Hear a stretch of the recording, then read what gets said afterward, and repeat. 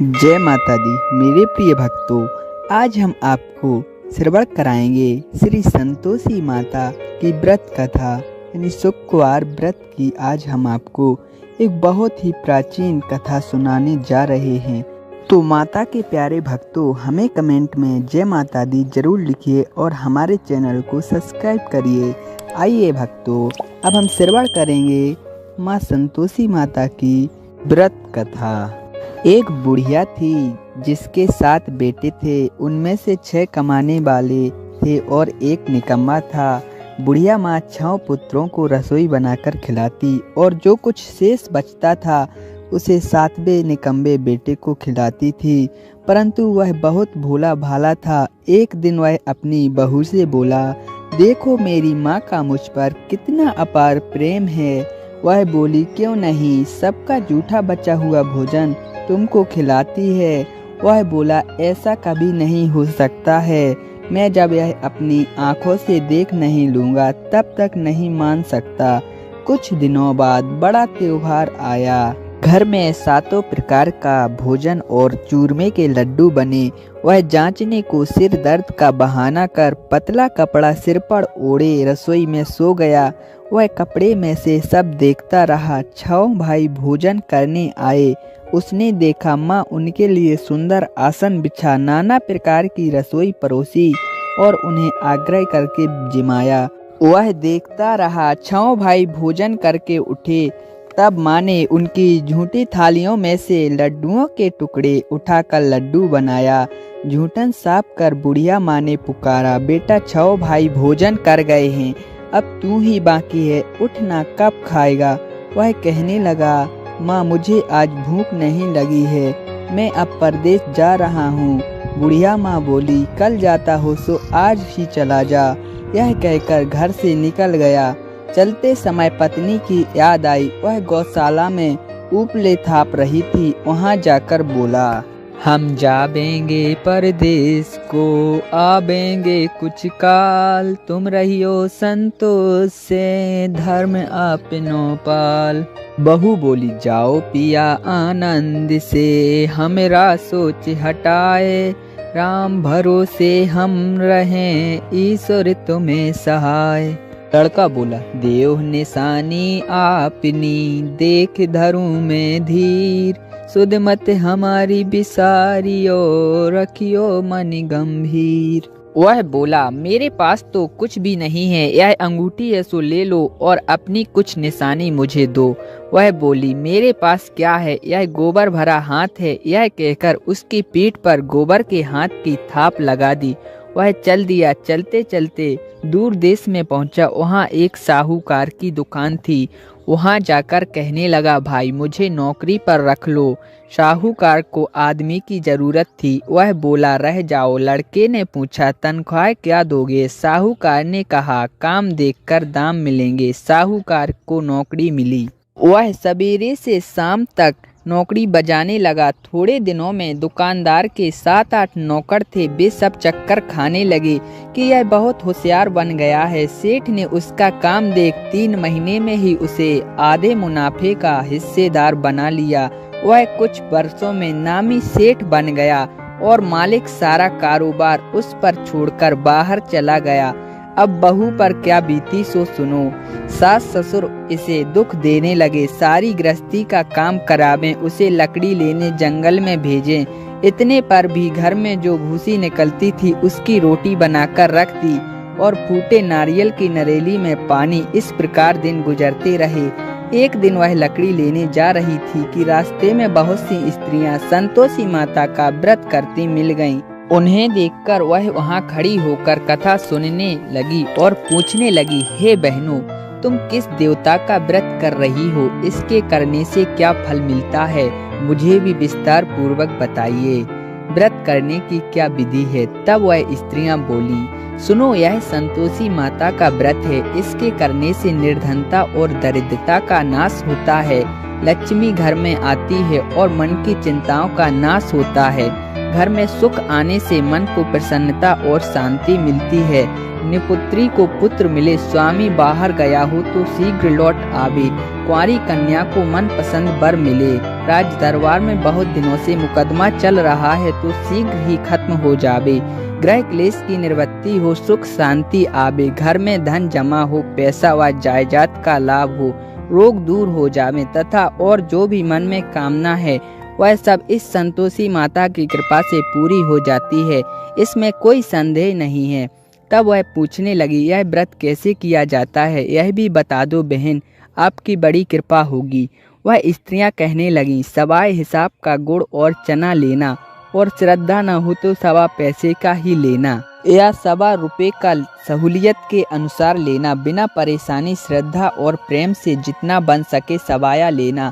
प्रत्येक शुक्रवार को निराहार रहकर कथा कहना या सुनना, परंतु इसके बीच में क्रम नहीं टूटे, लगातार नियम पूर्वक करना। सुनने वाला कोई न मिले तो घी का दीपक जला उसके आगे जल के पात्र को सामने रखकर कथा कहना, परंतु नियम ना टूटे। जब तक कार्य सिद्ध ना हो तब तक नियम का पालन करते रहना, और कार्य सिद्ध हो जाने पर व्रत का उद्यापन करना। 3 माह में माता फल पूरा करती हैं। यदि किसी के ग्रह खोटे हों तो भी माता 1 वर्ष में कार्य सिद्ध कर ही देती हैं। फल सिद्ध होने पर उद्यापन करना चाहिए, बीच में उचित नहीं है। उद्यापन 2.5 किलो आटे का भोजन तथा इसी परिणाम से खीर और चने का साग करना चाहिए। 8 लड़कों को भोजन कराना चाहिए। जहाँ तक हो सके देवर जेठ भाई बंधु के हों, और कुटुंब के ना मिले तो रिश्तेदारों और पड़ोसियों के लड़कों को भोजन कराना। उन्हें भोजन कराकर यथाशक्ति कुछ वस्तु दें, पैसा रुपया ना दें। उस दिन घर के बाहर कोई भी खटाई ना खाने पावे। यह सुन बुढ़िया के लड़के की बहू चल दी। रास्ते में लकड़ी के बोझ को बेच दिया और उन पैसों का गुड़ और चना ले माता के व्रत की तैयारी की। आगे चली और सामने मंदिर देखकर पूछने लगी, यह किसका मंदिर है? लोग कहने लगे, संतोषी माता का मंदिर है यह सुन माता के मंदिर में जा माता के चरणों में लौटने लगी और बोली, मैं दीन हूँ। विनती करने लगी, माता मैं निपट मूर्ख हूँ, व्रत के नियम कुछ नहीं जानती, मैं बहुत दुखी हूँ। हे माता जगत जननी, मेरा दुख दूर करो, मैं तेरी शरण हूँ। माता को दया आई। एक शुक्रवार बीता के दूसरे शुक्रवार को ही उसके पति का पत्र आया और तीसरे को उसका भेजा हुआ पैसा। यह देख जेठ जेठानी मुँह सिकोड़ने लगे, इतने दिन में इतना पैसा आया, इसमें क्या बड़ाई है? लड़के ताने देने लगे। काकी के पास अब पत्र आने लगे, रुपया आने लगा। अब काकी की खातिर बढ़ेगी। अब काकी बोलने पर भी नहीं बोलेगी। बेचारी सरलता से कहती है, भैया पत्र आवे रुपया आवे तो हम सबके लिए अच्छा है। ऐसा कहकर आंखों में आंसू भरकर संतोषी माता के मंदिर में जा मातेश्वरी के चरणों में गिरकर रोने लगी। माँ, मैंने तुमसे पैसा कब मांगा है? मुझे पैसे से क्या काम है? मुझे तो अपने सुहाग से काम है। मैं तो अपने स्वामी के दर्शन और सेवा मांगती हूँ। तब माताजी ने प्रसन्न होकर कहा, जा बेटी, तेरा स्वामी आएगा। यह सुन खुशी से बावली हो घर में जा काम करने लगी। अब संतोषी माँ विचार करने लगी, इस भोली पुत्री को मैंने कह तो दिया कि तेरा पति आएगा, पर आएगा कहाँ से? वह तो इसे स्वप्न में भी याद नहीं करता। उसे याद दिलाने के लिए मुझे जाना पड़ेगा। इस तरह माताजी उस बुढ़िया के बेटे के पास जा स्वप्न में प्रकट हो कहने लगी, साहूकार के बेटे सो रहा है या जागता है? वह कहने लगा, माता सोता भी नहीं जागता भी नहीं हूँ, बीच में ही हूँ, कहो क्या आज्ञा है? माँ कहने लगी, तेरे घर बार है या नहीं? वह बोला, मेरा सब कुछ है माता, माँ बाप है, भाई बहन है, बहू है, क्या कमी है? माँ बोली, भोले पुत्र, तेरी बहू घोर कष्ट उठा रही है। तेरे माँ बाप उसे बहुत दुख दे रहे हैं। वह तेरे लिए तरस रही है, तू उसकी सुधि ले। वह बोला, माता जी यह मुझे मालूम है, परंतु जाऊं कैसे? परदेश की बात है, लेन देन का कोई हिसाब नहीं है, कोई जाने का रास्ता नजर नहीं आता है, कैसे जाऊं? माँ कहने लगी, मेरी बात मान, सवेरे नहा धोकर संतोषी माता का नाम ले, घी का दीपक जला, दंडवत प्रणाम कर दुकान पर जा बैठ। देखते देखते तेरा सब लेन देन चुक जाएगा। सांझ होते होते धन का भारी ढेर लग जाएगा। अब वह सवेरे बहुत जल्दी उठ भाई बंधु से अपने सपने की बात कहता है। वे सब उसकी अनसुनी कर दिल लगी उड़ाने लगे, कहीं सपने भी सच होते हैं। एक बूढ़ा बोला, देख भाई मेरी बात मान, इस प्रकार साँच झूठ के बदले देवता ने जैसा कहा है वैसा करने में तेरा क्या जाता है? अब बूढ़े की बात मानकर वह नहा धोकर संतोषी माता को दंडवत प्रणाम कर घी का दीपक जला, दुकान पर जा बैठता है। थोड़ी देर में क्या देखता है कि देने वाले रुपया लाने लगे। कोठे भरे सामानों के खरीदार नगद दाम दे सौदा तय करने लगे और शाम तक धन का ढेर लग गया। मन से माता का नाम ले चमत्कार देख प्रसन्न हो घर ले जाने के वास्ते गहने, कपड़ा और सामान खरीदने लगा और यहाँ के काम से निपट तुरंत घर को रवाना हुआ। वहाँ बहू बेचारी जंगल में लकड़ी लेने जाती है और लौटते समय माताजी के मंदिर में विश्राम करती है, क्योंकि वह तो उसके रुकने का स्थान ठहरा। धूल उड़ती हुई देख वह माताजी से पूछती है, हे माता, यह धूल कैसे उड़ रही है? माँ कहती है, हे पुत्री, तेरे पति आ रहे हैं आज। अब तू ऐसा कर कि लकड़ियों के 3 बोझ बना ला। एक नदी के किनारे रख और दूसरा मेरे मंदिर पर और तीसरा अपने सिर पर रख। तेरे पति को लकड़ी का गट्ठा देखकर मोह पैदा होगा, तब वह यहाँ रुकेगा और भोजन बना खाकर माँ से मिलने जाएगा। तब तू लकड़ियों का बोझ उठाकर जाना और बीच चौक में गट्ठा डालकर 3 आवाजें जोर से लगाना कि सासू जी लकड़ियों का गट्ठा लो और भूसी की रोटी व नारियल के खोपड़े में पानी दो। आज कौन मेहमान आया है? बहुत अच्छा माताजी, बहुत अच्छा। ऐसा कहकर वह प्रसन्न हो लकड़ियों के 3 गट्ठा ले आई और एक नदी पर एक माताजी के मंदिर पर रखा। इतने में ही मुसाफिर आ पहुंचा। लकड़ी सूखी देख उसकी इच्छा उत्पन्न हुई कि आज अब यहीं निवास करें और भोजन बना खा पीकर गांव को जाएं। इस प्रकार रुककर भोजन बना विश्राम करके वहां गांव को गया। सबसे प्रेम से मिला। उसी समय बहू सिर पर लकड़ी का गट्ठा लिए मतवाली हो आती है और लकड़ियों का भारी बोझ आंगन में डाल जोर से 3 आवाजें देती है, लो सासू जी लकड़ियों का गट्ठा लो और भूसी की रोटी और नारियल के खोपड़े में पानी दो। आज कौन मेहमान आया है? यह सुनकर उसकी सास बाहर आने पर अपने दिए हुए कष्टों को भुलाने हेतु कहती है, बहू ऐसा क्यों कहती है?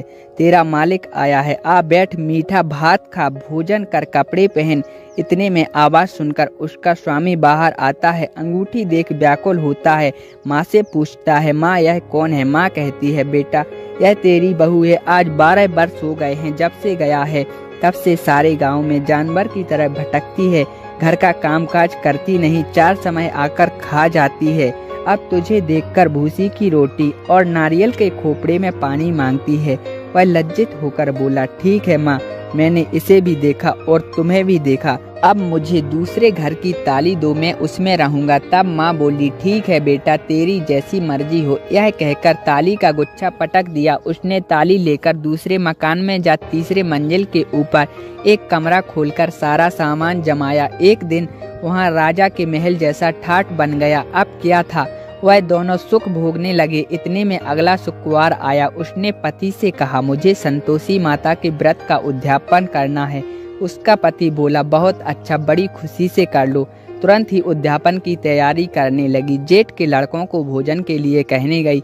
उसने स्वीकार कर लिया, परंतु पीछे से जेठानी ने बच्चों को सिखा दिया, देखो रे, भोजन के समय सब लोग खटाई मांगना, जिससे इसका उद्यापन पूरा ना हो। लड़के जिमने आए, खीर पूड़ी खाकर पेट भर गया, परंतु वह बात याद आते ही कहने लगे कि हमें खटाई दो, खीर खाना हमें अच्छा नहीं लगता, देखकर अरुचि होती है। यह सुन बहू कहने लगी, खटाई किसी को नहीं दी जाएगी, यह संतोषी माता का प्रसाद है। लड़के उठ खड़े हुए और बोले, नहीं तो पैसा दो। भोली बहू कुछ जानती नहीं थी, उन्हें पैसे दे दिए। लड़के उसी समय हट करके इमली लेकर खाने लगे। यह देख बहू पर माताजी ने कोप किया। राजा के दूत उसके पति को पकड़ कर ले गए। बहू को यह बात सहन नहीं हुई। वह रोती रोती माताजी के मंदिर को गई और कहने लगी, माताजी यह तुमने क्या किया? हंसाकर अब क्यों रुलाने लगी? माताजी बोली, पुत्री तूने अभिमान कर मेरा व्रत भंग किया है, इतनी जल्दी सब बातें भुला दी। वह बोली, अब भूलना होगी माँ, अब यह बताओ वे वापस कैसे आवेंगे? माँ बोली, जा पुत्री, तेरा पति तुझे रास्ते में आता हुआ मिलेगा। वह निकली तो मार्ग में उसका पति आता हुआ मिला। वह पूछती है, तुम कहाँ गए थे? तब वह कहने लगी, इतना धन जो कमाया था उसका कर राजा ने मांगा था, वह भरने गया था। वह प्रसन्न होकर बोली, भला हुआ, अब घर पर चलो। घर गए तो कुछ दिन बाद ही शुक्रवार आया और उसने उद्यापन किया। वह फिर जेठ के लड़कों को भोजन की कहने गई।